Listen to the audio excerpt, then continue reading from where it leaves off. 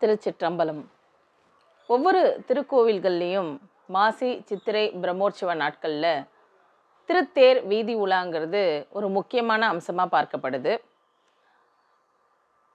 அதாவது இந்த தேர் திருவிழாவின் போது ஊர் கோடி தேர் இழுத்தல் அப்படிங்கிறது சங்க இலக்கியங்கள்லேருந்து பல நூல்களில் இதை பற்றி குறிப்பிடப்பட்டிருக்கு. இதோடைய முக்கியத்துவம் என்ன, இதோடைய மகத்துவம் என்ன அப்படிங்கிறது பல இலக்கியங்கள்லேயும் சங்க இலக்கியங்கள்லேயும் திருமுறைகளையும் ரொம்ப குறிப்பாக சொல்லப்பட்டிருக்கு. ஆழித்தேர் நம்ம எல்லாரும் கேள்விப்பட்டிருப்போம். திருவாரூரில் ஆழித்தேர் மிகவும் பிரசித்தி பெற்றது. உலக பிரசித்தி பெற்ற தேர்களில் திருவாரூர் ஆழித்தேர் ரொம்ப பிரசித்தி பெற்ற ஒரு தேர். மிக பிரம்மாண்டமாக ஒவ்வொரு ஆண்டும் உருவாக்கப்படுற ஒரு தேர். அதே போல் ஆடி பூரம்போது ஆண்டாள் திருத்தேர் உண்டு, திருத்தேர் உற்சவம் உண்டு. மதுரையில் கள்ளழகர் உற்சவத்தில் திருத்தேர் வீதி உலா வர்றது விசேஷம். அதுபோல் ஒவ்வொரு திருக்கோயில்கள்லேயும் கண்டிப்பாக உற்சவமூர்த்தி ஒரு நாள், அந்த உற்சவத்தில் 10 நாள் பிரம்மோற்சவம் நடக்கும்போது ஒரு நாள் கண்டிப்பாக தேர் திருவிழா உண்டு. இந்த தேர் திருவிழாவுடைய சிறப்பு என்ன அப்படின்னு நம்ம பார்த்தோன்னா, இதில் நிறைய சூட்சும விஷயங்கள் இதில் உண்டு. முதல்ல பார்த்தோன்னா, கோவிலுக்கு சென்று வழிபட முடியாத இல்லை செல்லக்கூடிய நிலையில் இல்லாதவங்க, அவங்களுக்கு சுவாமி இந்த வீதி விழாவின் போது அவங்களுக்கும் தன்னுடைய அருட்கடாட்சத்தை கொடுக்குற ஒரு வைபவமாக இது அமைஞ்சிருக்கு. சில பேர் நோய்வாய்ப்பட்டிருப்பாங்க, சில பேர் சில காரணத்தினால கோயிலுக்குள்ளே வர முடியாமல் இருக்கும். அப்பேற்பட்டவங்களுக்கும் கூட சுவாமி தன்னுடைய கடாட்சத்தை அருள்பாலிக்கணும் அப்படிங்கிற ஒரு தாத்பரியத்தோட வெளியே அந்த பெரிய தேரில் சுவாமியை ஏற்றி பல வழிபாடுகள் செய்யப்பட்டு பின்னர் அந்த 4 மாட வீதிகள்லையும் சுவாமி சுற்றி வருவார். அப்படி சுற்றி வரும்போது மக்களுக்கும் பக்தர்களுக்கும் அவருடைய கருணா கடாட்சத்தை பொழியறது ஒரு விசேஷம்.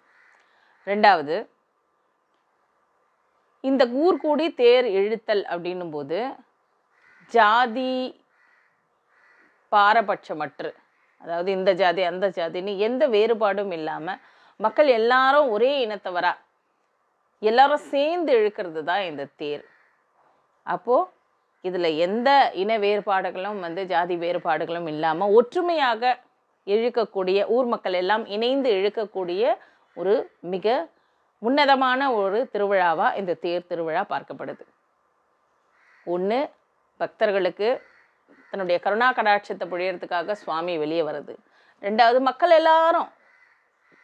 அனைவரும் ஒன்று கூடி ஒற்றுமையாக இந்த தேர் திருவிழாவை இழுக்கும்போது நம்மளுடைய ஒற்றுமை நிலைப்பாடு அந்த இடத்துல நிலைத்திருக்குது. இது ஒரு விளக்கம். மற்றொரு பக்கம் இதோடைய முக்கியத்துவம் என்ன அப்படின்னு அறிவியல் சார்ந்த ரீதியாக நம்ம பார்க்கும்போது, தேர் அப்படின்றது எதோட ஒப்பிட்டு பார்க்கப்படுது அப்படின்னு பார்த்தோன்னா, பகவத்கீதையில் ரொம்ப தெளிவாக சொல்லியிருக்கு. தேர் அப்படிங்கிறது நம்மளுடைய உடல், அதாவது ஹியூமன் பாடி. நம்மளுடைய உடலை தேராக குறிப்பிட்டுள்ளனர்.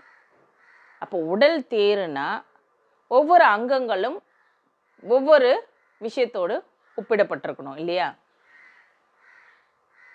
அப்போ அந்த தேரை இழுத்து செல்லக்கூடிய, அதாவது ஒரு ரதத்தை, அந்த காலத்தில் ரதத்தை குதிரையில் பூட்டி தான் நம்ம பார்த்துருப்போம். அந்த குதிரை அப்படின்னு சொல்லும்போது தேர் உடல்னா, அப்போ அந்த குதிரை என்னவா இருக்கும்னா நம்மளுடைய 5 புலன்கள். நம்முடைய 5 புலன்களை குதிரைகளாக ஒப்பிடப்பட்டிருக்கு. நம்ம பார்க்கறது, கேட்குறது, உணர்றது, நம்ம சுவைக்கிறது, இது மாதிரி இந்த 5 புலன்கள், இந்த 5 உணர்வுகளை குதிரைகளாக சொல்லப்பட்டிருக்கு. அப்போது அதுக்குள்ளே இருந்து, அந்த தேருக்குள்ளே இருந்து செல்லக்கூடியவர் யாருன்னா நம்மளுடைய ஆன்மா, நம்மளுடைய சோல், ஸ்பிரிட். நம்மளுடைய ஆன்மா தான் நாம் இயக்கக்கூடிய பேசஞ்சர். அந்த தேருக்குள்ளே இயக்கக்கூடிய பேசஞ்சர்.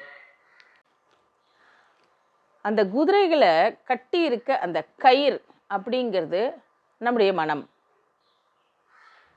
அந்த குதிரையை இழுத்து செல்லக்கூடிய அந்த கயிறு வந்து நம்மளுடைய மனம். அப்போ அந்த குதிரையை இயக்கக்கூடியவர் யாரு? சேரியட்டியர். அந்த ஓட்டக்கூடியவர் யாரு? அது நம்முடைய புத்தி, அதாவது நம்முடைய அறிவு. நம்ம அறிவு தான் நம்மளை இயக்கிட்டு இருக்கு. அந்த வீல், அதாவது அதை சுற்றி வர அந்த வீல், வண்டி சக்கரம் எதை குறிக்குது அப்படின்னா நம்மளுடைய கைகளையும் கால்களையும் குறிக்குது. இதெல்லாம் இருந்தால் தானே நாம் வந்து எழுந்து நடந்து போக முடியும். ஹியூமன் பாடியை தான் நம்ம வந்து தேரோடு ஒப்பிட்டு சொல்லியிருக்காங்க.